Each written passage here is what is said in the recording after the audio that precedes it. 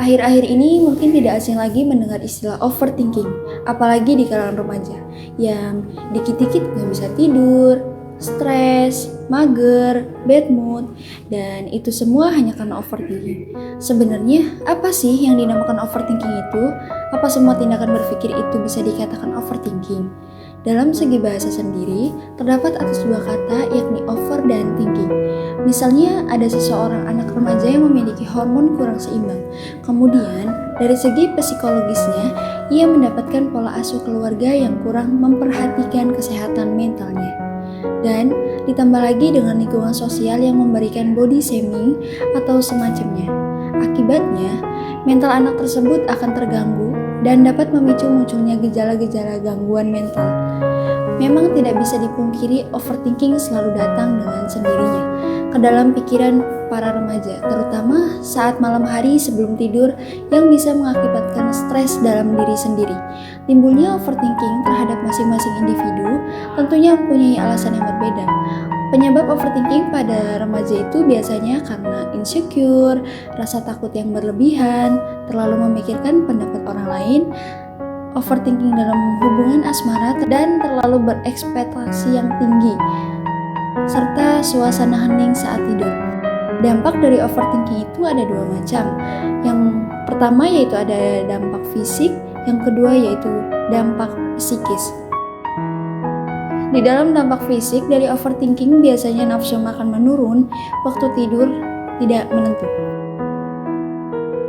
Lalu dari dampak psikisnya berupa stres, cemas, hingga depresi, tidak bisa mengendalikan emosinya. Cara mengatasi dari overthinking, yang pertama yaitu mencari tahu pemicunya, yang kedua mengalihkan perhatian, yang ketiga tarik nafas dalam-dalam, lalu berdamai dengan keadaan, dan yang terakhir berikan waktu untuk diri sendiri. Bagaimana kemudian cara kita untuk berhenti berlebihan dalam berpikir atau overthinking ini? Dalam tuntunan Islam, paling tidak ada beberapa hal. Yang pertama adalah mengetahui bahwa pikiran itu memang harus dibatasi, karena akal itu diciptakan dalam keterbatasan.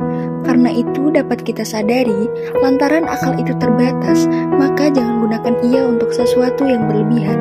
Di samping akal ada yang namanya hati. Hati ini untuk digunakan oleh kita ketika akal itu telah sampai pada batasnya. Ketika kamu sudah merasakan lelah dengan pikiran-pikiranmu, cepat berhenti untuk berpikir dan serahkan pada hati untuk menghandle sesuatu tersebut. Maka hati akan menghandle untuk kemudian merelakan dengan berbagai perangkat-perangkat yang diajarkan dalam Islam. Misalnya, hati akan tawakal, hati akan ikhlas, berikanlah jatah hati itu. Jangan jatah hati itu dikorupsikan oleh akalmu sendiri, sehingga akalmu menjadi overthinking. Kemudian yang kedua, overthinking itu menurut seorang psikolog yang bernama Karen Horney bersumber dari apa yang di pikiran kita yang dimunculkan oleh satu kata saja, yaitu seharusnya kita. Selalu berpikir bahwa kita seharusnya begini dan begitu. Padahal kita memiliki kemampuan yang terbatas, keterbatasan dalam banyak hal.